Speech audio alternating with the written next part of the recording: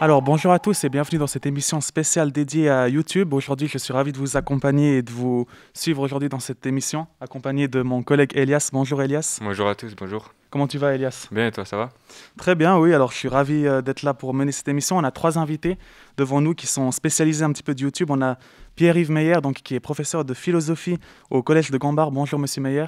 Bonjour, surtout de maths en fait, surtout de maths. Ah d'accord, aussi de maths, ça je ne savais pas. Comment vous allez? Ça va bien, ça va bien. Juste à côté, on a Julie Nissi qui est en 3F2, qui est élève à Gambard. Bonjour Julie. Bonjour. Comment tu vas? Très bien, merci. Et puis finalement, nous avons Camille Sonino de la classe bilingue 4B2. Bonjour Camille. Bonjour. Et toi, comment tu vas? Très bien aussi. Ok, super. Alors, juste avant de démarrer vraiment dans l'émission, on a quelques questions un petit peu générales à vous poser, un peu bref, pour faire une petite présentation de vous. Donc, on peut commencer avec Monsieur Meyer. Comment elle s'appelle, votre chaîne YouTube? Alors, ma chaîne YouTube s'appelle La Caverne des idées. C'est une petite référence, je ne sais pas si vous avez déjà fait de la philosophie, mais c'est une référence à l'allégorie de la caverne, qui est un des textes classiques en philosophie. Donc vous êtes spécialement basé dans la philosophie, vous faites des vidéos que là-dessus? Essentiellement de la philosophie. Parfois, il y a des excursus, donc je vais parler un petit peu de thèmes extérieurs à la philosophie, mais il y a toujours un lien avec la philosophie. Et ça fait combien de temps que vous faites des vidéos dessus? Ça fait depuis le mois d'août de cette année, donc c'est un petit peu un enfant du Covid. Il fallait trouver un moyen un peu de s'occuper à la maison, et donc c'est à ce moment-là que j'ai commencé à m'intéresser à la vidéo et à voir comment je pourrais mettre des vidéos sur YouTube. Et sur votre chaîne, quelle est la vidéo avec le plus de succès? En fait, c'est une question paradoxale parce que du point de vue du nombre de vues, c'est une vidéo qui a eu aussi le plus grand nombre de dislikes. Et je trouve que c'est une vérité assez souvent observée sur YouTube, c'est que ce qui vous attire de l'attention, c'est aussi ce qui peut cliver et ce qui peut aussi choquer certaines personnes. Et en fait, c'était une vidéo où je parlais... en fait, je voulais contrer une idée reçue, à mon avis, qui est fausse, sur le fait que nous serions actuellement dans une grave crise. Et j'ai simplement montré, à l'aide de quelques statistiques, qu'en réalité, nous vivions la période la plus heureuse depuis le début de l'humanité, du point de vue de la mortalité infantile, mais aussi la mortalité des vieillards. Également, du point de vue de la pauvreté, en réalité, l'extrême pauvreté a beaucoup diminué ces dernières années. Et donc, j'ai essayé de montrer que, en fait, ce qu'on nous dit dans les médias sur la décadence, il y a aussi un discours qui s'appelle la collapsologie, que c'était des discours catastrophistes qui n'avaient pas vraiment de lien avec la réalité. Et beaucoup de réactions étaient négatives par rapport à ça, parce que beaucoup de gens ont l'impression que non, aujourd'hui, le monde va très mal. Et voilà. Donc, il y a eu beaucoup de réactions, mais aussi beaucoup de réactions négatives. Mais au final, c'est la vidéo qui a eu le plus de vues. Donc est-ce que vous regrettez quand même d'avoir posté cette vidéo? Ou alors finalement, vous êtes quand même satisfait de vous? En fait, je me demande si j'aurais dû être plus consensuel, comme le sont beaucoup de youtubeurs, en fait, en se positionnant de façon très neutre et sans jugement. Mais j'ai l'impression que cette peur de déplaire est aussi la plus grande erreur qu'on peut faire dans un discours. Parce qu'un discours, il faut l'assumer. Il faut assumer qu'il puisse déplaire. Et voilà, je suis encore en train d'hésiter, parce que je suis content de l'avoir fait comme ça, de façon assez frontale, mais je ne suis pas certain de pouvoir gérer les réactions négatives. Donc je suis encore en train de réfléchir là-dessus. Et c'est votre seule chaîne YouTube? C'est ma seule chaîne YouTube. Enfin, je mets encore mes vidéos de maths, donc je mets mes cours en ligne de maths quand j'enseigne à Gambard, pour les gens qui sont en quarantaine. Donc, mais ce n'est pas des vidéos qui sont montées, donc je ne travaille absolument pas dessus, donc je ne peux pas vraiment compter ça comme une vraie chaîne YouTube. Mais globalement, vous êtes toujours actif. Est-ce que vous avez toujours été actif régulièrement ou vous avez des moments de pause? Alors, je viens de commencer YouTube depuis le mois d'août, donc je poste une vidéo toutes les 2 semaines, donc je n'ai pas arrêté. On verra si ça continue. Pour le moment, j'ai encore assez de motivation. Et vous prévoyez dans le futur de faire des autres sujets sur... Oui, en fait, j'ai plein d'idées de formats et en fait, j'ai peur de ne pas avoir assez de temps pour faire tout ce que j'aimerais faire. Là, j'aimerais bien lancer, mais je ne suis pas sûr que je vais le faire, j'aimerais bien lancer une série sur la philosophie dans les grands procès judiciaires, philosophie sur les grands crimes et sur les grands jugements. Parce qu'en fait, il y a plein de questions philosophiques qui se posent sur les jugements. Il y a la question de la prescription, par exemple. Pourquoi est-ce qu'on pardonne quelqu'un après 20 ans? Pourquoi est-ce qu'on oublie ses crimes? Pourquoi est-ce que la peine de mort n'est plus appliquée? Et il y a plein de choses qui m'intéressent dans le droit, et j'aimerais bien lancer une petite série sur la philosophie des crimes et des jugements. Donc, on vous l'encourage à le faire. Merci. Et Julie, est-ce que tu proposes aussi des vidéos de philosophie ou tu fais autre chose? Non, du tout. Alors moi, je suis plutôt sur la beauté, le lifestyle, le voyage, même des recettes de cuisine. Je touche un peu à tout. Malheureusement, je fais plus vraiment cette année parce que j'ai plus beaucoup de temps et la motivation a été un peu perdue. Mais j'aimerais bien recommencer peut-être sur un autre format, je sais pas encore.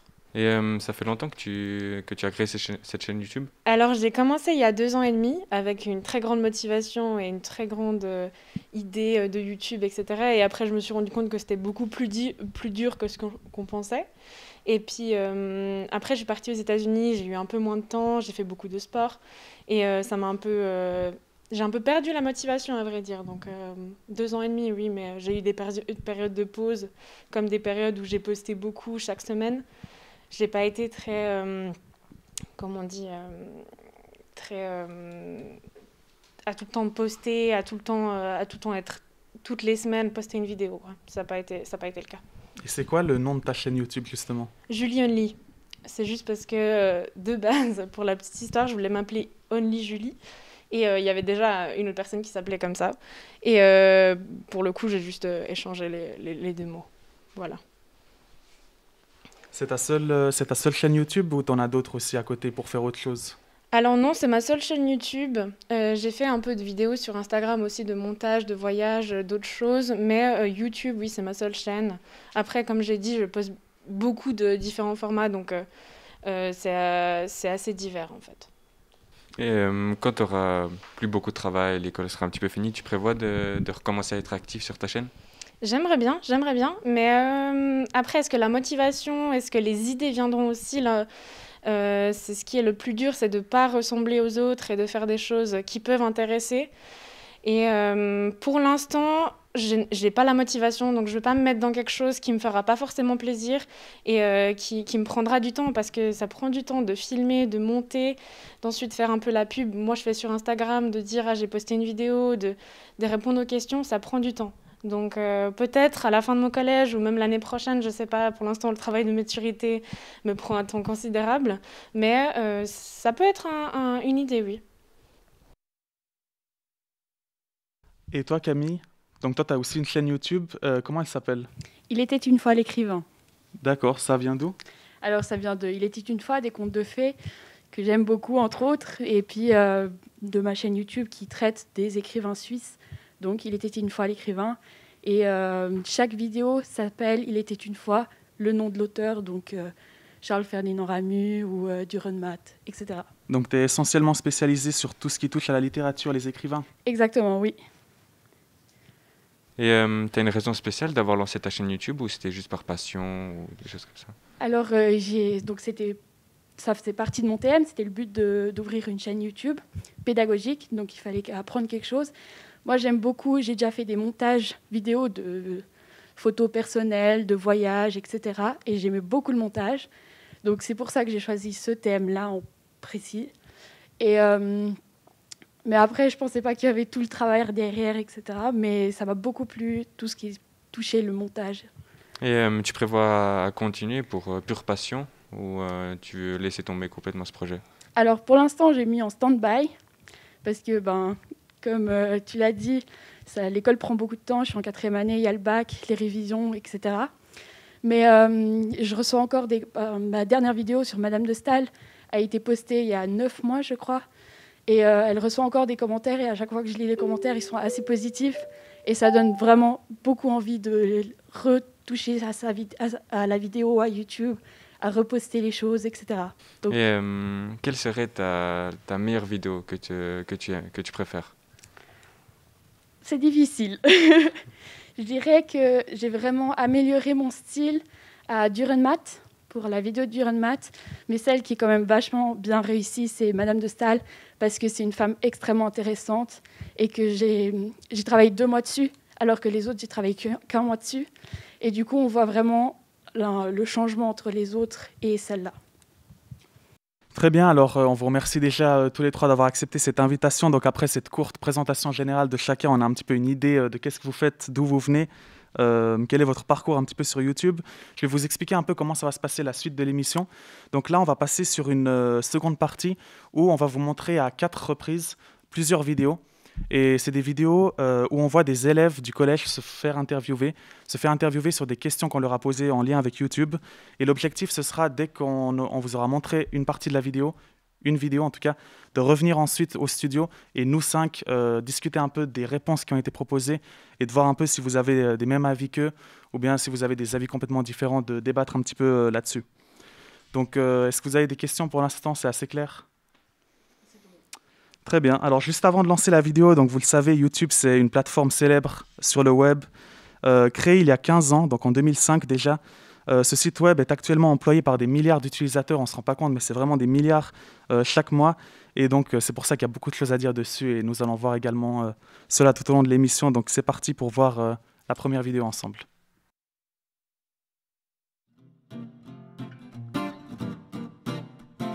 En moyenne, je dirais une demi-heure. Je dois regarder une à deux vidéos par jour. Je pense pas plus que ça en tout cas. 30 minutes, une heure à peu près. Entre 20 et 40 minutes. En moyenne, je dirais plutôt une heure, parce qu'il y a des jours où j'utilise, des jours où j'utilise pas du tout. 2 à 3 heures.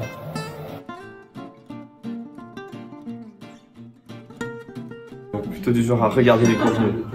Regarder, créer rien du tout, puis la musique, bon, il y a Spotify, SoundCloud. Alors écoutez, je ne crée pas de contenu.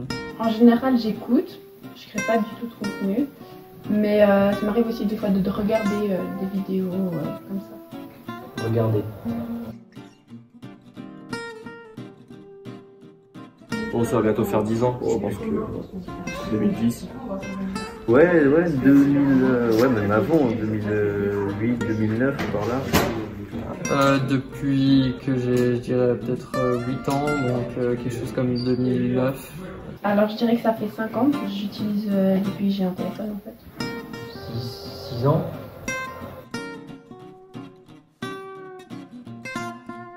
Oui, il y a des nouveaux contenus, de nouveaux types de contenus.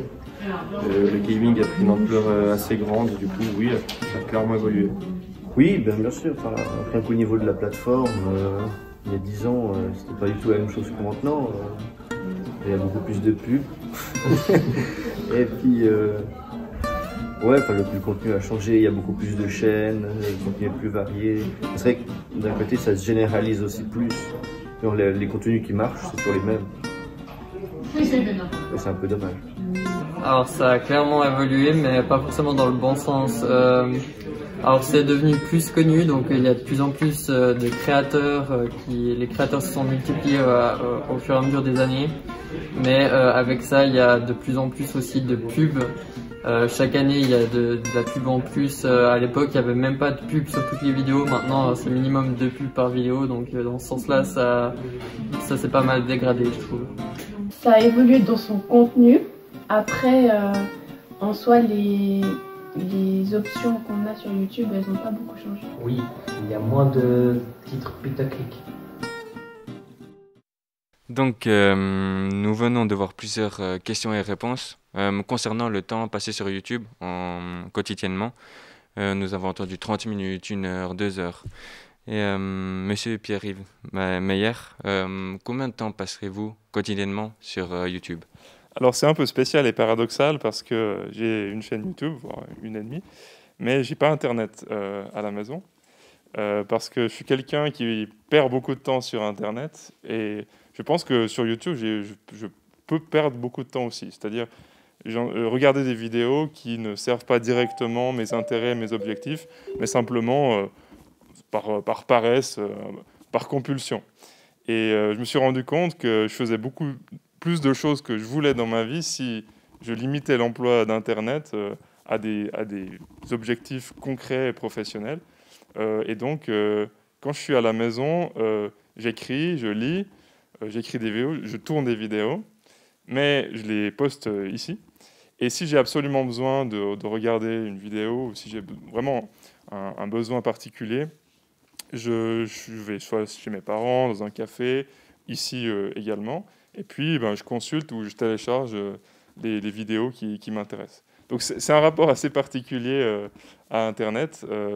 Je pense qu'il y a une richesse formidable, mais qu'il faut aussi savoir limiter et puis savoir vraiment ce qu'on attend. Et être maître de son usage d'Internet. Donc par exemple, pour vous, dans la vidéo, comme une personne a dit, 2-3 heures par jour, pour vous, ça c'est vraiment une perte de temps? Ah, ça dépend, hein. Si vous avez besoin de regarder ces vidéos pour vous former à quelque chose, je pense par exemple à... Mettons que vous avez envie de vous former au montage, ou vous avez envie de vous former, je ne sais pas, à l'intelligence artificielle, et puis que vous avez plein de vidéos visionnées pour ça, c'est un bon usage. Mais je ne suis pas certain que les personnes qui regardent 2-3 heures par jour le font pour des choses qui sont intéressantes pour eux. Je pense que on a aussi une certaine faiblesse qui fait que voilà, on va cliquer un petit peu compulsivement. En tout cas, j'ai cette compulsion sans vraiment recevoir quelque chose en retour. Et toi, Julie, tu serais aussi du genre à pas du tout regarder des vidéos YouTube, ou tu es du genre à plutôt regarder 1, 2, 3 heures par jour? Alors moi, plutôt du genre 2-3 heures, oui. Alors ça dépend tous des jours, hein. Il y a des jours où je vais pas du tout regarder, des semaines même où je vais pas du tout regarder YouTube. Mais c'est vrai qu'on commence avec une vidéo qui est plutôt pour nous apprendre quelque chose et on dérive sur quelque chose de drôle et même pas forcément d'éducatif. Mais oui, ça m'arrive dans des week-ends un peu plus vieux de passer voire 3-4 heures, quoi. Oui. Et quel genre de contenu tu regarderais? Alors moi, je regarde plutôt de l'humour, à vrai dire. Ou de la beauté, mais comme je fais de la beauté, c'est assez aussi paradoxal parce que je regarde pas forcément de la beauté sur YouTube, mais j'en fais. Et l'humour plutôt en fait pour me mettre de bonne humeur, pour me changer les idées, à vrai dire. Et puis voilà. Et toi, Camille, combien de temps tu passes par jour environ? Alors par jour, je saurais pas dire, mais je regarde assez peu YouTube. J'ai ma petite vidéo de dimanche soir d'un YouTuber qui poste tous les dimanches soirs. Celle-là, je la regarde toutes les semaines. Par contre, sinon, contenu, je regarde pas vraiment. Par contre, ce que je fais beaucoup, c'est tout ce qui est tuto. Dès que j'ai besoin, en fait, de savoir comment quelque chose fonctionne pour monter quelque chose, peut-être pas un meuble, mais par exemple un micro ou quelque chose de nouveau, là, c'est directement YouTube que je vais rechercher ce que je veux monter et que je vais regarder cette vidéo. Ou alors, ça peut aussi être pour l'école, de regarder beaucoup de documentaires sont aussi sur YouTube. Donc ça, c'est souvent un bon outil pour s'informer. Et c'est qui justement ce YouTuber que tu regardes en particulier tous les dimanches? Mon petit secret. D'accord. Il fait quoi comme vidéo? Aussi de l'humour. Très bien. Est-ce que tu aurais quand même une théorie, peut-être un temps moyen idéal à conseiller aux personnes qui, pour toi, est idéal pour ne pas perdre trop de temps et à la fois pour passer du bon temps Par sur jour? YouTube? En moyenne, oui, par jour. Honnêtement, je ne sais pas. Parce que c'est aussi une certaine addiction qu'on a aujourd'hui aux écrans. On a ces petites vignettes qu'on a la possibilité de mettre à la fin des vidéos, qui est aussi souvent très tentante à cliquer. Donc dès qu'on arrive à la fin de la vidéo, on veut cliquer sur la prochaine. Donc on va cliquer peut-être sur la prochaine et ainsi de suite. Du coup, ça peut nous faire perdre justement beaucoup de temps très vite sans qu'on remarque vraiment qu'on l'a perdu ce temps. Mais d'un autre côté, si par exemple, comme j'ai dit, un documentaire, ça peut facilement durer 1h30. Et cette 1h30, si on doit faire par exemple un exposé, il faut la passer. On ne peut pas juste dire 5 minutes par jour. Et du coup, regarder 5 minutes par jour de ce documentaire, ça irait beaucoup plus trop long. Et d'après les élèves qui ont été interviewés, nous avons vu qu'ils trouvent qu'il y a beaucoup plus de contenu sur YouTube, différents contenus, mais il y a plus de pubs. Qu'en pensez-vous de ça aussi? Alors, moi, je suis pas vraiment expert parce que je suis pas encore au niveau où on peut monétiser les vidéos. Je crois qu'il faut 1000 abonnés pour monétiser. Il faut 1000 vues et 1000 abonnés pour D'accord. pouvoir. Et puis la vidéo doit être plus de 10 minutes, je crois. D'accord. En fait, je pense que les gains sont tellement minimes quand on a, à moins d'avoir évidemment des centaines de milliers d'abonnés. Je pense pas personnellement monétiser pour pas justement avoir ces publicités. Il y a aussi des solutions que certaines personnes utilisent qui s'appellent AdBlock, où on peut simplement ne pas voir les publicités. Donc ça, c'est aussi une méthode qui est souvent employée pour ne pas devoir passer ces pubs.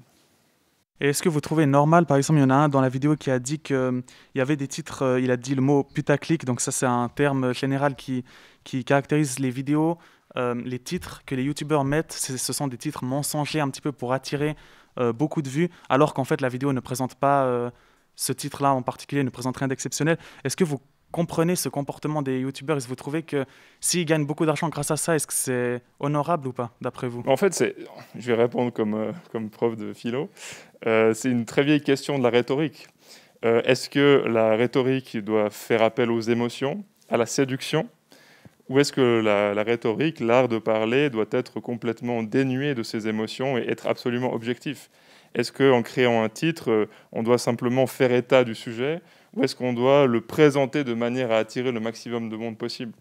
Moi, je pense qu'il faut trouver une voie médiane, mais de toute façon, si vous utilisez ce qu'on appelle le putaclic, actuellement, YouTube vous sanctionne. Comment? Eh bien, le principal moyen pour YouTube de savoir s'il va suggérer la vidéo ou pas, c'est le taux de rétention. C'est-à-dire combien de secondes ou combien de minutes une personne qui regarde va faire sur votre vidéo en moyenne. Et si vous faites un titre qui ne correspond absolument pas à votre contenu, les gens vont simplement sortir de la vidéo au bout de 15 secondes, et puis vous allez être, entre guillemets, puni par l'algorithme. Donc je pense que le putaclic n'a pas vraiment d'avenir. C'est un petit peu, oui, mais pas trop. Il ne faut pas que ce soit complètement décorrélé de ce que vous dites. D'accord. Alors, nous allons regarder la deuxième vidéo.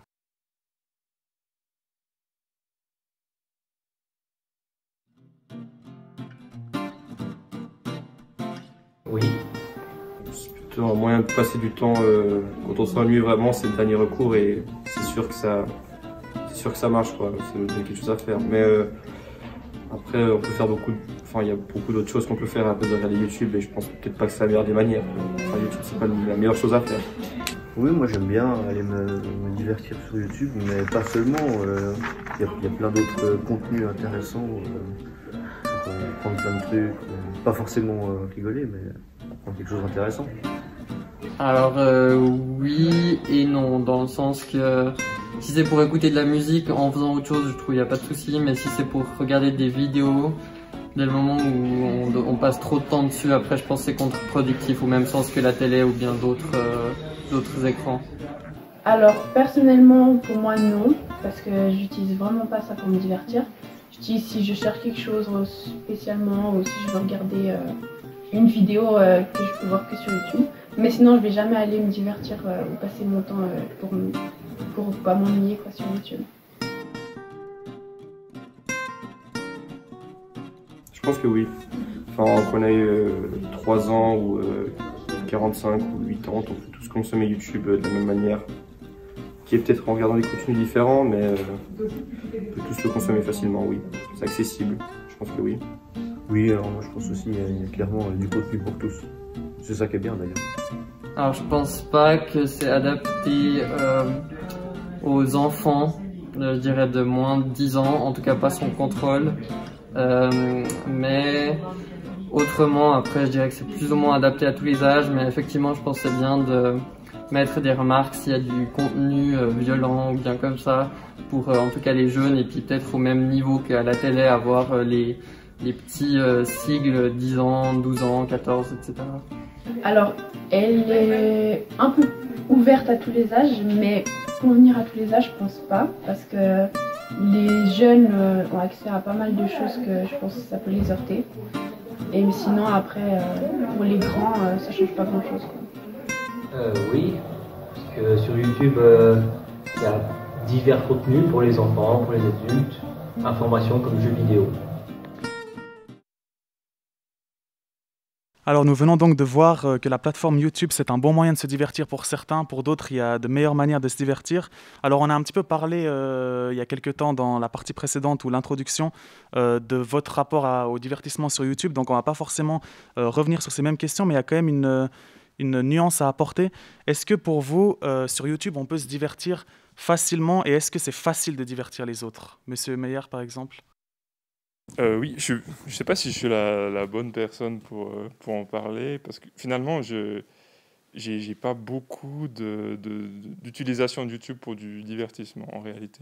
En fait, c'est quand même assez centré sur ça fait assez un télo prof, mais c'est vrai que c'est pas mal des chaînes de biologie, physique, etc. Donc, je pense pas que je me divertis sur YouTube, je me divertis plutôt voilà, en faisant un jeu vidéo ou comme ça. Mais peut-être dans ce sens-là, est-ce que vous vous divertissez vous-même en faisant la vidéo? Est-ce que vous trouvez quelque chose d'amusant là-dedans? Ah oui, je trouve que c'est hyper ludique d'apprendre le montage. En fait, je pense qu'une raison pour laquelle j'ai commencé, c'est que j'adore ce programme qui nous a été gracieusement offert d'ailleurs par l'État, qui s'appelle Adobe Premiere Pro, qui est un logiciel vraiment professionnel de montage. Je ne sais pas si vous utilisez ça aussi. Ou bien Alors non du tout, je suis toujours sur la iMovie de mon ordinateur parce que j'ai pas encore pris le temps de dépenser de l'argent pour une application payante, mais j'ai entendu qu'elle était bien, oui. Donc, ouais. Et en fait, j'ai vraiment beaucoup de plaisir à l'utiliser. Mais c'est très chronophage. Je pense qu'un des premiers trucs qu'on entend quand on pose des questions à des gens qui postent des vidéos, c'est que ça prend un temps fou. Et caché, que les gens ne voient pas, en fait. Ça vous prend combien de temps, par exemple, pour faire une vidéo en entier? Maintenant que je suis un peu plus rapide, je pense 4-5 heures pour une vidéo de 10 minutes. Donc c'est très long. D'accord, quand même, ouais. Pour le montage seulement. Après, il faut encore installer les lumières, installer le son, régler les problèmes qu'il y a à chaque fois, et puis filmer, et puis évidemment écrire un script. Voilà, qu'est-ce qu'on va dire pendant les 10 minutes. Ça prend beaucoup de temps. Et ça, tout ça, vous espacez sur une longue durée, c'est-à-dire que vous prenez plusieurs semaines pour faire une seule vidéo, ou bien est-ce que vous essayez de faire tout en 2-3 jours? J'écris petit à petit, et puis toutes les 2 semaines, j'arrive au bout du texte et puis je la tourne. Donc, mais j'ai quand même un gros fonds de commerce de mes années d'enseignant de philosophie. Donc, je réutilise beaucoup de choses de mes cours. Donc, je pense que quelqu'un qui ferait tout ex nihilo, donc, ça prendrait plus que 2 semaines pour avoir à chaque fois un nouveau sujet et puis en parler sur une vidéo bien préparée. Et nous avons vu un autre sujet sur cette interview. Nous avons vu que les interviewés avaient des sujets différents sur est-ce que YouTube serait approprié à tous les âges. Et Julie, t'en penses quoi de ça? Penses-tu que des petits pourraient regarder toutes les vidéos ou il y en a qui devraient être des vidéos de certaines, par exemple une violence ou des choses comme ça, doivent être supprimées par rapport à l'âge? Alors moi, je suis d'avis aussi qu'on devrait mettre les vignettes donc pour certains âges, pour les enfants, etc. Je pense que c'est adapté pour les enfants du moment où c'est des dessins animés, des petits films, mais faits pour les enfants. Donc sans violence, sans scène de drogue, de quoi que ce soit. Après, adapté pour tous les âges, je pense aussi que les personnes plus âgées peuvent aussi trouver de la musique, des choses qui les intéressent, des vidéos aussi. Il n'y a pas que pour les jeunes sur YouTube. On pense souvent ça que c'est fait que pour les jeunes, mais pas du tout. Il y a des contenus très très variés qui passent de la musique, de la peinture, des vidéos juste d'humour ou de la mode. Et je pense que oui, c'est pour tout le monde, mais à un certain stade. Il faut vraiment avertir quand c'est pour les plus âgés en fait.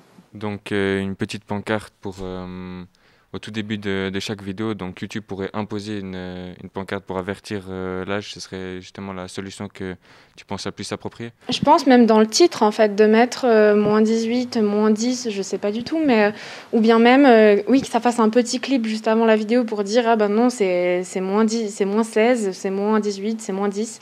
Et je pense que ça serait vraiment une bonne idée pour avertir les enfants que c'est pas du tout de leur âge et que ça peut les heurter. Et toi, Camille, quel est ton avis là-dessus? Est-ce d'après toi, YouTube est ouvert à tous les âges et est-ce qu'on peut comme ça laisser sans contrôle ou tu es plutôt aussi d'avis qu'il faut contrôler? Alors moi aussi, je suis plutôt d'avis qu'il faut contrôler. Après, je sais que quand moi je postais des vidéos YouTube, je devais dire si c'était approprié aux enfants ou pas. Parce que je crois qu'il y a un YouTube pour enfants, YouTube Kids, je crois. Donc normalement, les enfants devraient être sur ce YouTube Kids et pas avoir accès aux vidéos plus violentes ou qui pourraient heurter dans leur éducation. Peut-être aussi une question, une ouverture que je peux apporter avant de passer à la partie suivante.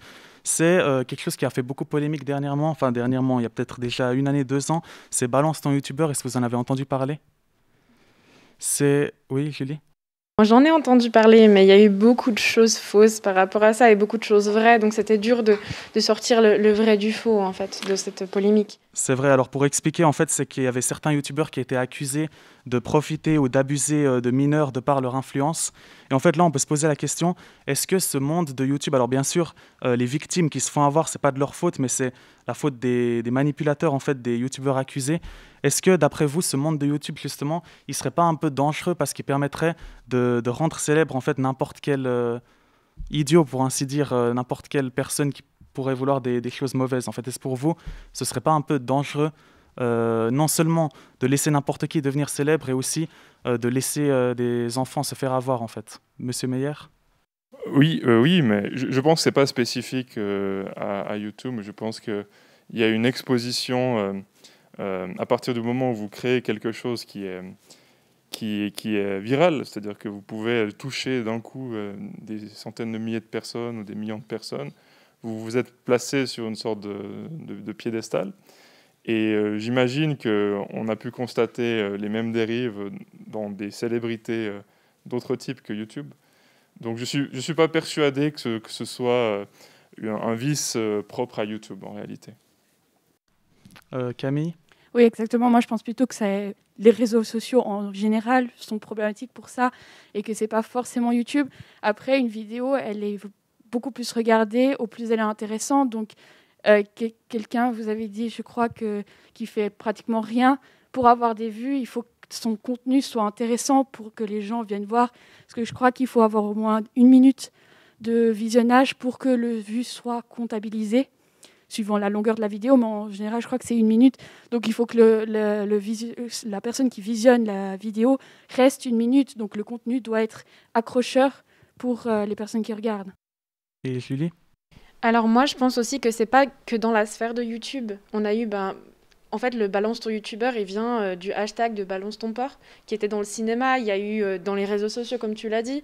Il y a eu dans plein d'univers. Après, est-ce que YouTube, il y a peut-être des personnes plus jeunes et ça touche des personnes plus jeunes et peut-être pas célèbres et en anonyme, ça touche peut-être plus de personnes. Mais est-ce que c'est plus grave? Ça, je sais pas, parce que je dirais que c'est dans le monde en général, dans notre société d'aujourd'hui, pas forcément que sur YouTube. Alors, on peut passer à la 3e vidéo. Peut-être juste avant, effectivement, on peut faire aussi une prévention. On ne sait jamais qui nous regarde ou bien comme ça. C'est vrai que souvent, ce qu'on constate, et ça, ce n'est pas forcément mon avis, il y a beaucoup de personnes qui constatent ça, c'est que les victimes ont souvent peur d'en parler, ressentent souvent une honte. Et en fait, cette honte, elles n'ont pas à la ressentir parce que c'est plutôt à la personne qui fait les actes, justement, d'avoir honte. Donc, bien sûr, on encourage aussi toutes les victimes à dénoncer, justement, ces personnes-là pour justement aussi éviter de les laisser en liberté, puis ça pourrait aussi être dangereux pour d'autres personnes aussi. Donc une petite dose de prévention. Avant de redétendre l'atmosphère, on va poursuivre avec la partie 3, avec un autre sujet de discussion un peu plus léger, mais aussi intéressant.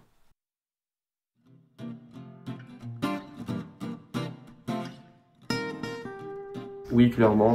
Et non, ce serait pas une bonne chose, parce que il n'y a pas beaucoup de diversité dans le contenu proposé par YouTube. Enfin, ce qui marche, c'est toujours un peu la même chose. Et alors qu'à la télé, il y a quand même beaucoup de choses qui varient d'une chaîne à l'autre. C'est deux mondes complètement différents. Je pense pas que ça va remplacer la télé un jour, mais je pense que la télé va de plus en plus ressembler à ce genre de contenu, justement pour attirer une nouvelle génération. Aujourd'hui, la télé, en tout cas en Suisse, elle est financée par Seraf. C'est nous qui payons, c'est l'ancien blague. Et YouTube, c'est financé par des pubs. Donc, entre un média qui est biaisé par le capitalisme, disons, quelque chose qui est financé par l'État, il n'y a pas photo. Je pense que c'est clairement pas une bonne chose. Alors, je pense pas que ça va remplacer la télévision parce que c'est pas le même type de programme ni le même type d'audience. Sur YouTube, c'est une plateforme publique, ça vise tout le monde dans la terre entière. Ce qui souvent la télévision c'est plus local, donc ça parle de choses qui sont plus visées et puis souvent aussi beaucoup plus contrôlées. Donc je pense pas qu'il y aura de remplacement, mais après c'est possible que la télévision perde quand même pas mal d'ampleur étant donné que ça coûte et puis souvent aussi disons que c'est moins forcément accessible à tout le monde dans le sens que il n'y a pas pour les jeunes, il n'y a pas toujours d'émission par exemple sur RTS, il n'y a pas d'émission pour les jeunes. Donc suivant ce qu'on recherche, il y a plus de contenu sur YouTube, mais souvent moins contrôlé. Donc je pense pas que ça remplacera, mais ça prend quand même de l'importance.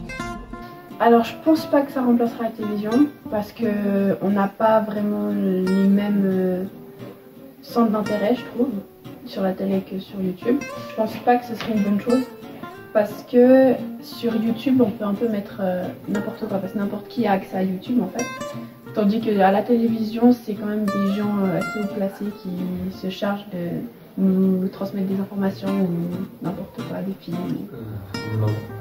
Parce que sur la télévision, il y a moins de choses que sur YouTube. Donc, nous venons de voir une question très intéressante. Il y en a qui pensent que la télévision reste quand même le programme le plus regardé de tous. Il y en a qui pensent que YouTube est égal à la télévision et il y en a qui pensent que dans le futur ou même maintenant, YouTube pourrait remplacer la télévision. Monsieur Meyer, que pensez-vous à propos de ce sujet? En fait, il y a une chose que je regrette par rapport à la relative disparition de la télévision. Elle n'a pas disparu, mais disons, elle a perdu beaucoup de parts de marché. C'est une sorte... alors, je ne sais pas si vous partagez et vous comprenez mon point de vue, mais une sorte d'indisponibilité qui fait qu'on ne regarde pas ce qu'on veut quand on veut. Et ça a l'air d'une faiblesse, mais en fait, c'est aussi un atout parce que moi, je vivais dans un monde d'avant où on n'avait pas Internet avec des contenus comme des vidéos. Et puis, on attendait vraiment que les émissions arrivent. Et puis, on pouvait même se réjouir une semaine à l'avance que ça vienne.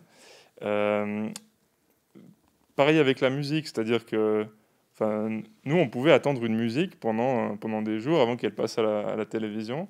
Et puis, c'était un grand moment, ou bien à la radio, puis c'était un grand moment parce qu'on avait notre musique. Et puis, aujourd'hui, on a juste qu'à la cliquer. Elle est complètement disponible. Mais du fait de sa disponibilité, elle devient aussi, peut-être, c'est des expériences un peu moins intenses. Et donc, parfois, cette offre absolument massive m'effraie un petit peu. Et s'il y a une chose que je regrette par rapport à la perte de la télévision, c'est ça, c'est le fait qu'il n'y a que ça et que tu t'en contentes, mais tu crées aussi peut-être plus de liens avec ce qui est proposé. YouTube, cela dit, a beaucoup d'avantages sur la télévision. Je pense que vous allez en parler. Oui, et Julie, du coup, quel serait ton avis là-dessus? Alors, je pense que comme il y a une personne qui l'a dit, je me rappelle plus qui, mais c'est deux mondes différents en fait, c'est deux types de contenus différents. Je trouve que sur la télé, on a plus des informations, on peut trouver des informations plus véridiques, typiquement au téléjournal où on peut être sûr des informations, tandis que sur YouTube, c'est beaucoup plus du divertissement. Après, on peut aussi apprendre des choses, mais j'ai l'impression que les informations, elles sont pas contrôlées, et forcément, il y a des informations un peu biaisées. Et je pense aussi, après, YouTube a vraiment un avenir assez grandissant. Donc, est-ce que ça va se transformer comme la télé, ou la télé va se transformer comme YouTube? Ça, on le verra dans le futur. Mais je pense que c'est quand même, pour l'instant, deux mondes complètement différents. Et tu préférais, à ton avis, plutôt YouTube ou regarder la télévision? Alors moi, je suis une adepte encore de la télé parce que je trouve que, justement, pour les informations, pour typiquement, les petits feuilletons, c'est typique Mes plus belles la vie, etc. On ne peut pas le trouver sur YouTube. C'est des choses qui ont plein de saisons, de 15 saisons. Et sur YouTube, pour l'instant, il n'y a pas des formats tels que sur Netflix, même que ce soit YouTube ou Netflix, des formats tels que sur la télé où on se réjouit de les voir, en fait. Donc pour moi, je suis plus télé que YouTube. Et pour toi, Camille, est-ce que YouTube va remplacer la télé un jour? Alors, honnêtement, je suis curieuse de savoir parce que je pense que YouTube, c'est une autre génération. Donc, c'est un peu, je sais pas comment dire, une autre génération. Et est-ce que nous, on va rester sur YouTube ou nous, on va aussi passer sur la télé? Parce qu'aujourd'hui, j'ai l'impression que les jeunes, ils veulent avoir le plus de contenu en un moins de temps. Et YouTube offre cette possibilité, alors que la télé, il faut attendre jusqu'à ce que ça passe, ou alors il faut attendre un replay pour pouvoir avancer les parties qu'on voudrait pas voir ou qui nous intéressent pas.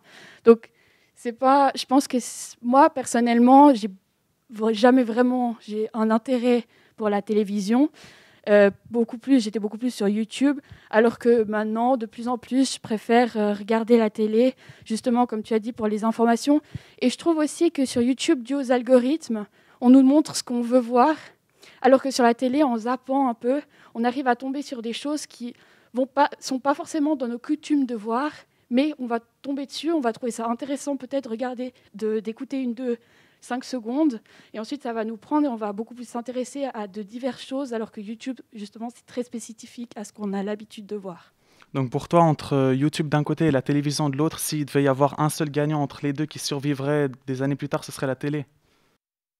Je sais pas, justement, est-ce que les jeunes vont bifurquer sur la télé ou YouTube. Moi, je pense qu'il y aura une autre plateforme peut-être qui va, par exemple, Netflix propose des documentaires aussi, donc peut-être une autre plateforme, il y a Zatou aussi, plus sur des écrans que sur une télé qu'on pose quelque part, dans un salon ou autre, ou dans une chambre, enfin, je sais pas, plus sur les écrans, parce qu'on a maintenant tout sur nos écrans, on essaie de vraiment contenir tout sur un écran ou 2 écrans. Et en revenant sur Zatou, tu connais Zatou, et sur Netflix aussi. Et entre tous ces différents programmes, quel serait justement le programme que tu regarderais le plus? Est-ce que ce serait plutôt YouTube, Netflix, Disney+, ou Alors, moi, je pense que je regarde plus Netflix, parce que j'aime bien les séries. Donc, on arrive sur une série, on regarde la série par ordre d'un épisode par soir ou parfois plus. Mais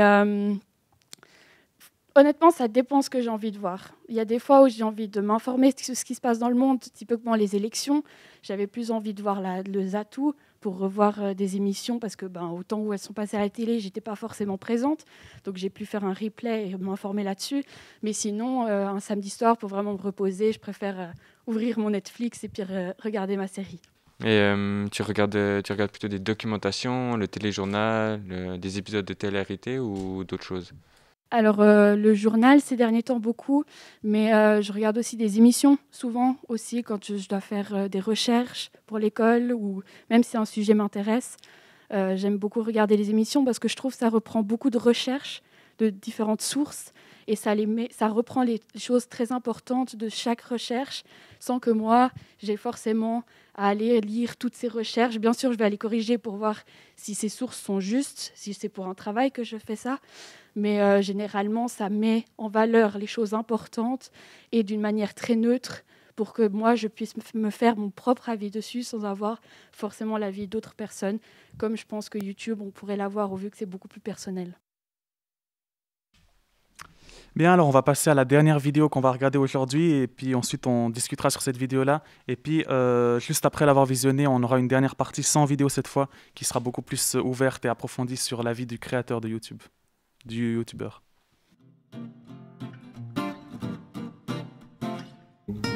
Non, je dirais plutôt non. On va pas se faire des amis sur YouTube en soi. Moi, je pense que ce serait possible. Ce serait étrange. Aujourd'hui, je pense pas que ça existe beaucoup, mais je pense que à terme, la vie virtuelle prendra autant d'ampleur que la vie réelle. Donc YouTube compris.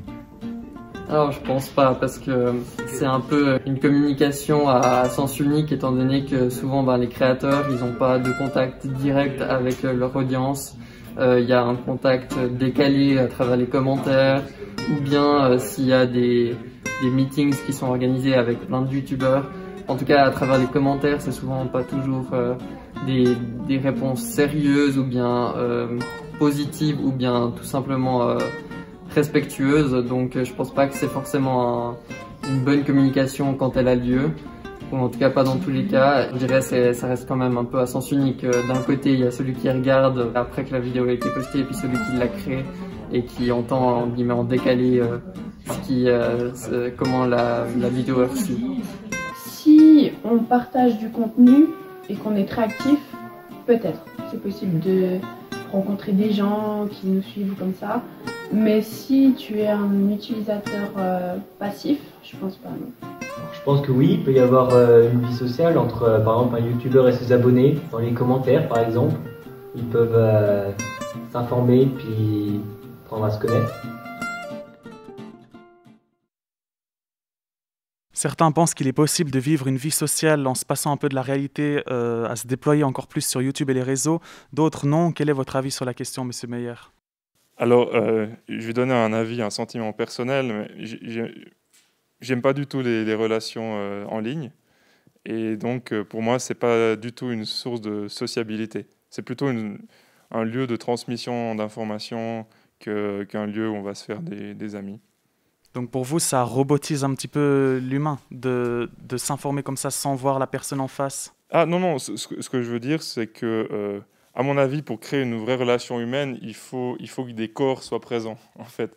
Et c'est pour ça que je ne suis pas actif sur les réseaux sociaux, sur Facebook, etc. Donc, de manière générale, je ne recherche pas vraiment, disons, la sociabilité virtuelle.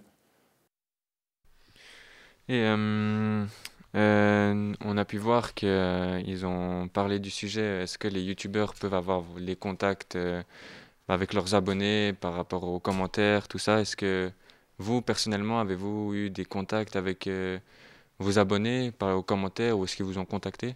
Oui, alors des fois, mais ça porte plutôt sur les questions, donc une objection ou bien une question, et puis il y a un petit échange qui est agréable, mais voilà, j'ai pas encore vraiment expérimenté de rencontre en direct avec quelqu'un. Peut-être que quand j'aurai des milliers d'abonnés dans quelques années, je pourrais avoir l'occasion de rencontrer des gens, mais pour l'instant, j'ai pas eu cette chance. On l'espère pour vous. Et toi, Julie, est-ce que tu as déjà eu des contacts avec tes abonnés? Alors, ce qu'il faut savoir, c'est que moi, j'habite dans un petit village, donc forcément, quand j'ai sorti ma première vidéo YouTube, ça a fait... Il y a tout le monde qui a parlé, il y a tout le monde qui me connaissait, donc forcément, c'était assez drôle.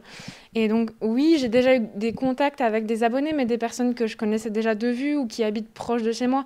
Pas vraiment des personnes en dehors, ou bien c'était peut-être des personnes qui connaissaient mes amis, mais non, j'ai jamais eu vraiment de contact avec des abonnés en chair et en os. Mais... en même temps, mes commentaires sont pas forcément très constructifs, on va dire. Il y a des messages très gentils qui me disent « Continue, on adore ce que tu fais ».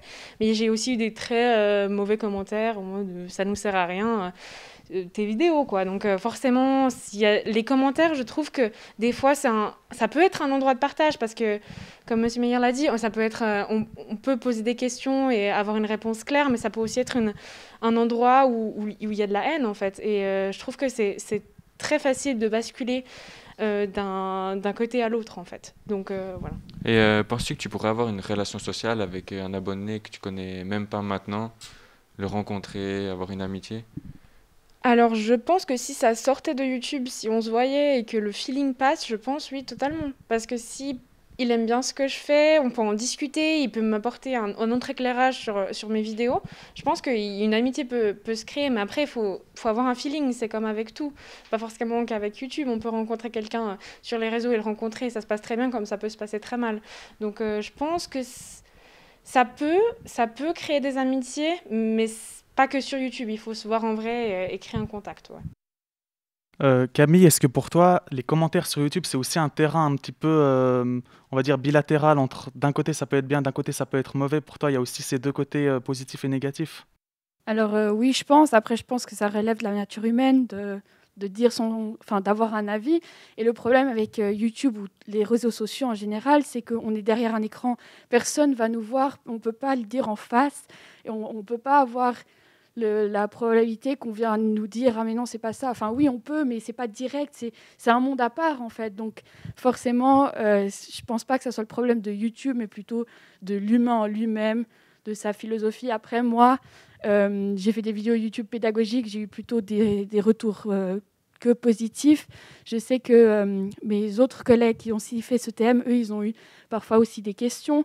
Et du coup, ça peut être vraiment utile dans le cadre de pédagogie de pouvoir aussi répondre à des questions que peut-être la vidéo n'a pas repris parce qu'on était limité ou quoi que ce soit, ou peut-être des choses qui ont changé.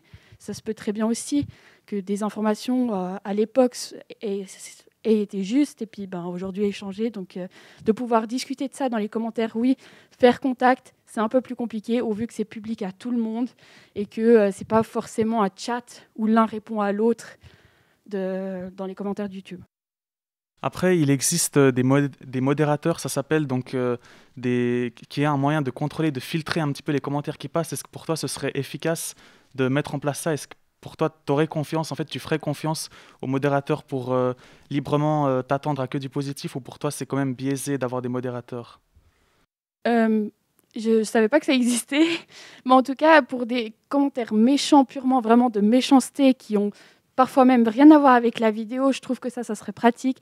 Par contre, d'avoir l'avis parfois, même s'il est négatif, ça peut être bien pour justement une prochaine vidéo, pour savoir comment changer les choses pour que ça plaise plus à plus de monde. Je pense que c'est vraiment, un aspect qui peut être sous-estimé par des gens qui veulent commencer. Parce que, bon, si on a une petite audience, ça va. Et surtout si c'est des aspects pédagogiques, on ne va pas forcément avoir des haters. Mais si vous prenez des gens qui ont peut-être 100 000 ou 200 000 vues sur les vidéos, peu n'ont pas encore reçu de menaces de mort. C'est-à-dire que vous recevez des menaces de mort. Si vous publiez quelque chose qui est vu à très large échelle, et ça, je trouve que c'est vraiment le moins l'aspect négatif.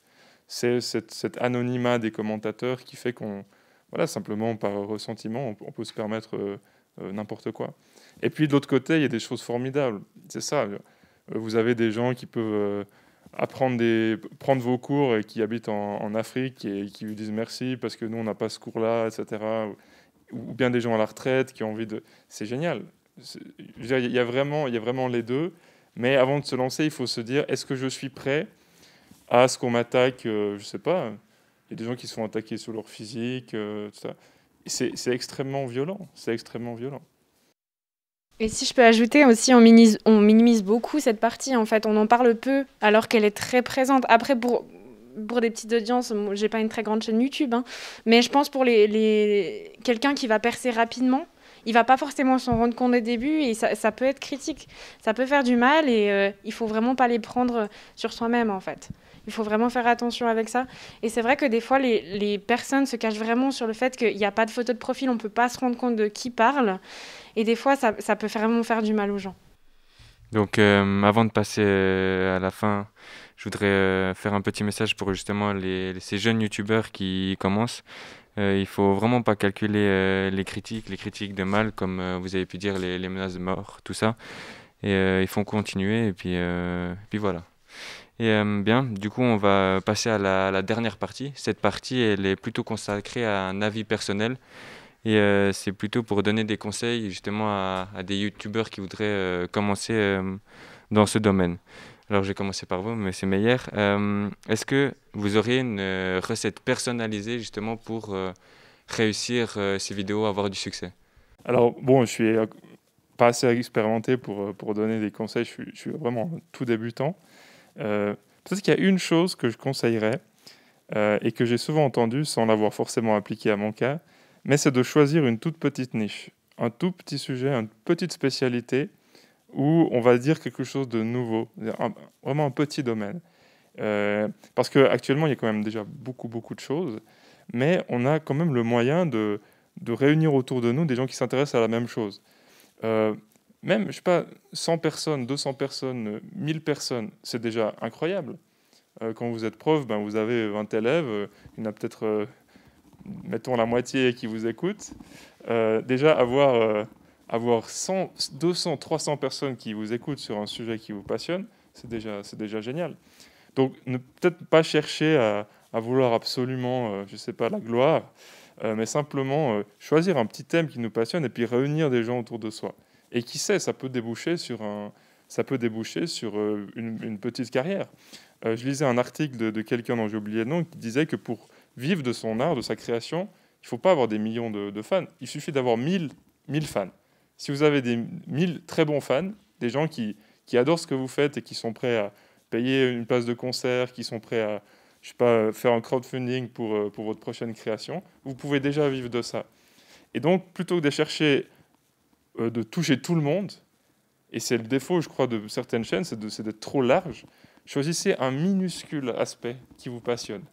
Et vous ne savez pas, peut-être que dans 5-10 ans, ben, ça va encore tellement se développer que si vous avez conquis ce petit territoire, vous allez quand même être quelqu'un de reconnu dans ce domaine. Donc, voilà. C'est comme pour les sujets de TM, choisissez quelque chose de très précis.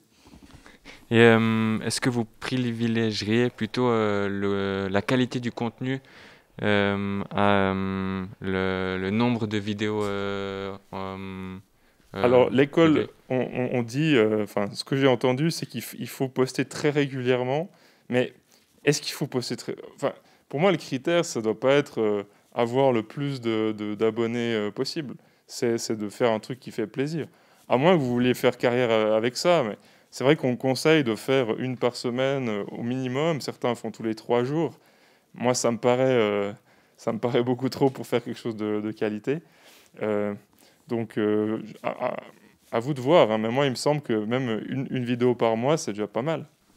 Donc, vous privilégierez justement la qualité du contenu au nombre de vidéos publiées. Oui, si le critère, c'est pas d'avoir le plus d'abonnés possible, oui, je conseillerais ça. Ouais. Et toi, Julie, justement, tu serais de ce même avis? Alors moi, j'ai fait l'erreur au tout début de vouloir faire beaucoup de vidéos je me dis, la première, elle a marché, donc si je continue à en faire, ils vont rester et regarder.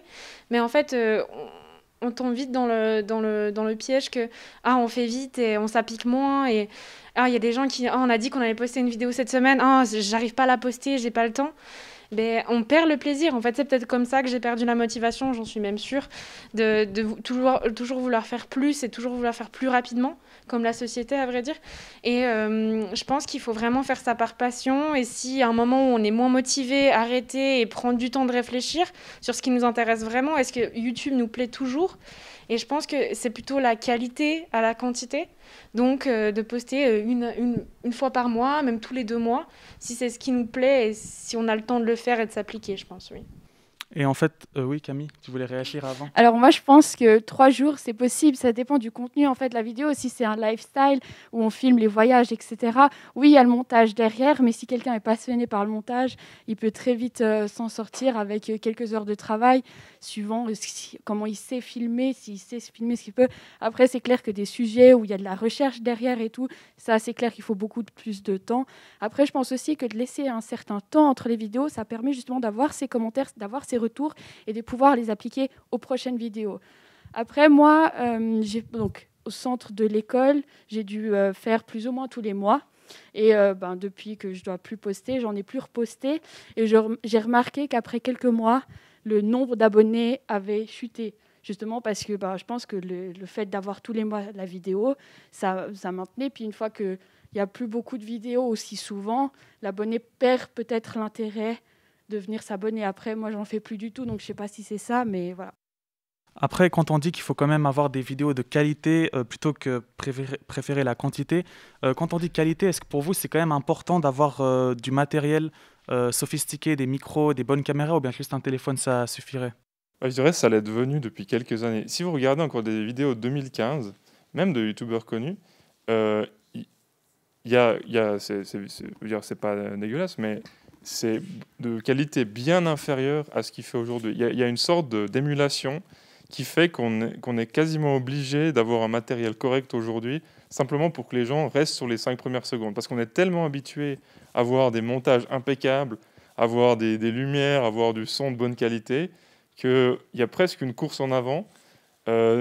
Mais comme toute règle sur YouTube, il y a plein d'exceptions. Il y a des gens qui ont pas du tout penser ces choses-là, puis qui arrivent simplement par la qualité de leur contenu à attirer l'attention. Et je pense que ça reste quand même la chose principale, c'est le contenu. C'est qu'est-ce que vous dites et pourquoi ça va aider la personne qui va vous regarder. Et en parlant de montage, est-ce que les vidéos que vous avez postées, c'est plutôt vous qui faites la totalité de la vidéo, du coup montage, tout ça, ou vous engagez quelqu'un pour le faire à votre place si vous n'avez pas le temps? Non, c'est tout personnel.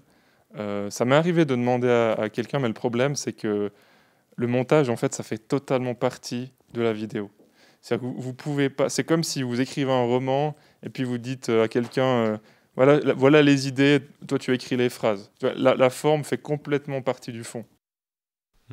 Et toi, Julie, est-ce que tu as déjà demandé à des gens de faire ton montage ou tu fais principalement toi?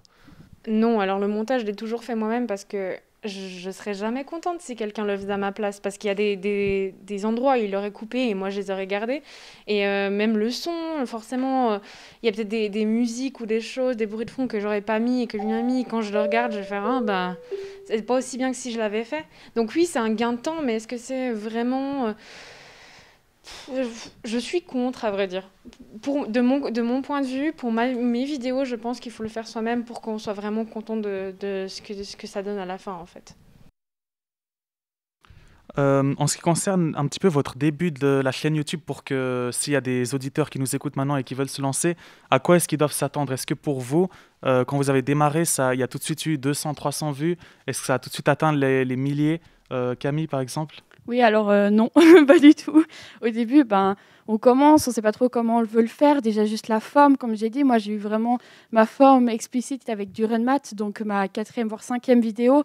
Et puis ensuite, les vues tournaient autour des 100, maximum 200, je pense. Et après, avec Madame de Staël, donc la dernière, je suis montée à 1000, puis maintenant, j'avoisine les 2000. Donc, c'est vraiment... Ça vient comme ça, et puis je pense que c'est aussi le sujet qui prend beaucoup. Madame de Staël a beaucoup fait en France, donc je pense que des Français, parce que sur YouTube, on a aussi un YouTube Studio où on peut voir un peu des analyses. Et puis j'ai vu 60% venaient d'Italie. Je ne comprends pas pourquoi, mais ma vidéo en français, en Italie, enfin peut-être un club de livres, enfin bref, le contenu fait vraiment le nombre de vues, je pense, pour les vues donc, pour un YouTuber. Donc si on veut vraiment commencer, peut-être pas s'attendre à beaucoup, et puis en évoluant dans son style, dans ce qu'on propose, là on peut s'attendre peut-être à une augmentation de likes et puis de vues. Julie? Au contraire, moi ça a beaucoup pris au début. Comme je l'ai dit avant, les gens me connaissaient, donc ils étaient surpris de me voir sur YouTube. Et c'est ça qui a été décevant à la fin, en fait, parce que les vues descendaient forcément parce que les gens me connaissaient et ils savaient que je faisais ça. Donc ils regardaient moins mes vidéos. Donc c'est vrai que c'était un peu dur du fait que je mets plus de temps, je m'applique plus. Et j'ai beaucoup moins de vues qu'au tout début quand j'ai commencé. Alors que quand je regarde mes vidéos maintenant, des premières, je pleure un peu. Mais c'est vrai que c'était dur. Et après, on se rend compte qu'en fait, c'est juste que ça prend du temps. Ça prend du temps que les gens regardent nos vidéos, qu'ils s'intéressent. C'est vrai que le matériel maintenant fait beaucoup. Donc au début, quand on n'a pas beaucoup de matériel, le son est un peu nul. C'est vrai que les gens ont du mal à regarder la vidéo. Même moi, une vidéo, le son est vraiment mauvais. Mais j'ai pas vraiment envie de regarder cette vidéo. Donc c'est vrai que ça prend du temps, ça prend de l'argent aussi dans le budget. Rien que pour les produits, moi je fais de la beauté, donc les produits qu'on achète, c'est un budget qu'il faut compter. Et puis je pense que c'est aussi du temps, de l'argent et de l'investissement. Ouais. Et justement, quel a été le sentiment que tu as eu quand tu as regardé la première vidéo que tu as faite? Est-ce que tu as été choqué? Tu t'es dit, ah non, j'aurais pas dû poster ça, ou tu as été contente de ton contenu? Alors au tout début, quand je venais de poster la vidéo, j'ai pleuré de « Ah, c'est bizarre de me voir ». Mais j'étais fière de moi, j'étais là, j'ai posté, je l'ai fait. Parce que ça m'a pris, j'ai ouvert ma chaîne en mai et j'ai posté en août. Parce que ça m'a pris du temps de me rentrer l'idée dans la tête que j'avais fait une chaîne YouTube et que je pouvais poster des choses que les gens verraient. Et après, quand je les regarde maintenant, je rigole, quoi, parce que c'est pas ça. S'il y avait pas, le montage n'était pas bon. Mais c'est là où, quand on voit les premières vidéos et qu'on voit ce qu'on fait maintenant, qu'on peut voir l'évolution, en fait, par quel chemin on est passé et où on en est maintenant. Et vous, Monsieur Meyer, quel sentiment avez-vous éprouvé quand vous avez vu votre première vidéo en ligne? Alors en fait, j'ai une petite théorie sur le fait qu'on déteste s'entendre quand on parle, on déteste s'enregistrer en fait. Et je me suis rendu compte d'un truc, c'est que si on déteste tellement sa voix quand elle est enregistrée, c'est qu'on enregistre rarement sur des bons appareils. Et qu'en fait, la voix est complètement compressée. Et en fait, la première fois que j'ai enregistré ma voix avec un vrai micro, je me suis dit, mais en fait, ça va encore. Ensuite, quand vous regardez la première vidéo, c'est horrible parce qu'il n'y a pas de rythme. Mais je trouve que le montage permet de donner une sorte d'assurance supplémentaire, peut-être artificielle, que vous n'avez pas à l'oral naturellement. Et finalement, je me suis dit, bon, ça va. Et puis, je l'ai mise. Maintenant, quand je la regarde, je trouve ça toujours un peu gênant parce que je ne regarde pas dans la caméra. Donc, je regarde à côté. Je n'avais pas trouvé l'objectif. Enfin, je regardais mon téléphone. Je faisais sur mon téléphone les premières. Et je ne savais pas où se trouvait l'objectif du téléphone. Donc, je n'ai pas le regard dans la caméra. Donc, ce genre de choses un peu gênantes. Après, je pense qu'il y a aussi un truc, c'est que quand vous êtes prof, vous avez un tout petit peu appris à pas trop vous en faire pour votre image. Vous êtes déjà un petit peu habitué à ça. Vous êtes souvent devant des gens. Vous essuyez peut-être parfois des critiques. Donc vous en foutez un peu plus que quand vous êtes ado ou jeune adulte, parce que là, on sait que l'image de soi, elle est extrêmement difficile aussi à assumer. On a de la peine aussi à voir le regard des autres sur soi. Moi, je veux dire que c'est pas un truc qui m'a retenu sur le départ. Est-ce que vous avez chacun une vidéo comme ça que vous avez supprimée en fait, peut-être que finalement vous avez laissé tomber au bout de quelques mois? Est-ce que peut-être vous avez eu des moqueries dessus, ou alors c'est vous-même qui vous êtes dit cette vidéo me correspond plus, Camille? J'ai refait une de mes vidéos pour l'améliorer, donc forcément l'autre je l'ai enlevée. À un moment donné, quand Madame de Staël a beaucoup pris, j'ai eu quand même la question. Autant de gens qui m'écoutent, qui regardent. Après, j'ai quand même laissé, parce que c'était dans le TM, il n'y avait nulle part figure mon nom, donc on ne me reconnaît presque pas, parce que aussi avec les micros, la technologie, etc., je ne sais pas si on me reconnaîtrait, mais à un moment donné, ça m'a quand même traversé l'esprit. Julie? Alors moi, pas du tout. C'est dans la même initiative qu'avant, en fait, de voir par où on est passé pour après mieux s'améliorer. Je trouve que si on supprime une vidéo, après je dis pas des vidéos de 15 ans, peut-être que oui, on peut les supprimer. Mais moi, à l'échelle de 2 ans et demi, je trouve que c'est important de tout garder. Mais peut-être pas sur YouTube, on peut supprimer sur YouTube, mais de les garder après en privé, pour après les re-regarder, même si ça fait un peu mal au cœur, de les re-regarder pour se dire, ah bah là, le son, il était pas bon, bah je pourrais améliorer ça. Moi, j'ai personnellement jamais supprimé de vidéo YouTube. Il y en a peut-être que je devrais supprimer, mais pour l'instant, non, je garde tout.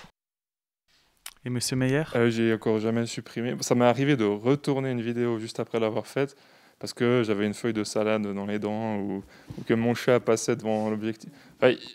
En fait, on n'imagine pas, quand on voit le produit fini, le nombre de problèmes qu'on a dû scoltiner, un câble qui lâche, etc. Surtout quand on est très amateur. En fait, il y a plein de choses qui se passent, qui font qu'on doit refaire. Et voilà. Moi, je conseillerais peut-être de s'entourer de personnes qui connaissent, parce que vous gagnez du temps. Moi, j'ai perdu beaucoup de temps à faire un peu n'importe quoi, et voilà. Et à refaire. Est-ce que Elias, tu as quelque chose à rajouter encore? On est arrivé à la fin de notre planning. Je ne sais pas s'il y a encore une question qui t'a... Non, aucune question. J'ai plus rien. D'accord, alors en tout cas, je vous remercie. Est-ce que vous avez peut-être un ou l'une d'entre vous une remarque encore à ajouter, quelque chose, une réponse qui n'a pas été donnée complètement? Alors moi, j'aimerais juste ajouter quelque chose, c'est que tous les personnes qui veulent commencer YouTube, même si c'est dur le regard des autres, même si on se dit comment ils vont réagir, ils vont rigoler, il faut se lancer, parce que si on se lance pas, on ne sait pas si ça nous plaît, et on va peut-être passer à côté de quelque chose qui nous passionne. Et je pense que c'est la même chose avec tous les hobbies, mais c'est vrai que YouTube, on se montre beaucoup, on dévoile pas mal notre vie finalement, mais si c'est ce qu'on aime, si on voit, ça fait des années qu'on se dit je devrais le faire mais je le fais pas, il faut se lancer. Moi je pense qu'il faut se lancer, il faut se donner les moyens, et peut-être ça marchera pas, mais peut-être que ça marche aussi. Je pense aussi à ce sujet que si on veut commencer YouTube, puis qu'on a la possibilité d'avoir un matériel, un casque, un micro, ça peut être vraiment drôle de se mettre dans l'environnement justement de ce YouTuber typique qu'on voit, justement aussi avec le retour du son et tout. Moi, j'ai beaucoup aimé faire justement ça et découvrir ça, de jouer avec ça. Et YouTube, je pense que c'est une plateforme où on peut être très perfectionniste. On doit même l'être, parce que justement, on peut retravailler la vidéo, alors que sur un truc plus en live, on peut moins faire et la pression est plus haute que sur YouTube. Je vais rejoindre mes camarades. Je pense que certains ont des réticences parce qu'ils se disent c'est trop tard pour commencer, parce que ça fait déjà 15 ans que ça existe, la place est déjà prise. En fait, dire ça, pour moi, c'est comme si au XVIe siècle, les gens se disaient non, écrire des livres, il y a déjà trop, depuis Gutenberg, il y a déjà eu... En fait, pour moi, c'est un nouveau moyen d'expression qui vient d'apparaître. En fait, on est encore au tout début. Et aujourd'hui, dans les mondes intellectuels ou en sciences, pour 1000 personnes qui écrivent des articles, qui écrivent des choses, il y a une personne qui sait faire une vidéo et la monter. Il y a encore très peu de gens qui savent en réalité faire des vidéos, surtout dans le milieu universitaire, académique, etc. Donc à mon avis, c'est encore le tout début. Et donc ne surtout pas se dire ah oui, c'est trop tard, le terrain est déjà pris. Pas du tout, absolument pas.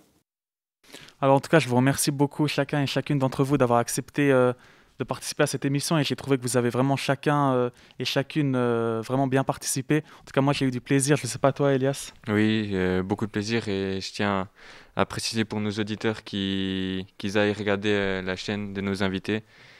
Et voilà. Faites promo. Merci beaucoup. Alors peut-être à la prochaine sur Radio Gambard. Et puis d'ici là, prenez soin tous de vous, auditeurs comme invités, comme nous-mêmes, dans cette période assez difficile. Et j'espère que ça va aller pour la suite en tout cas. Merci beaucoup. Merci beaucoup. Merci.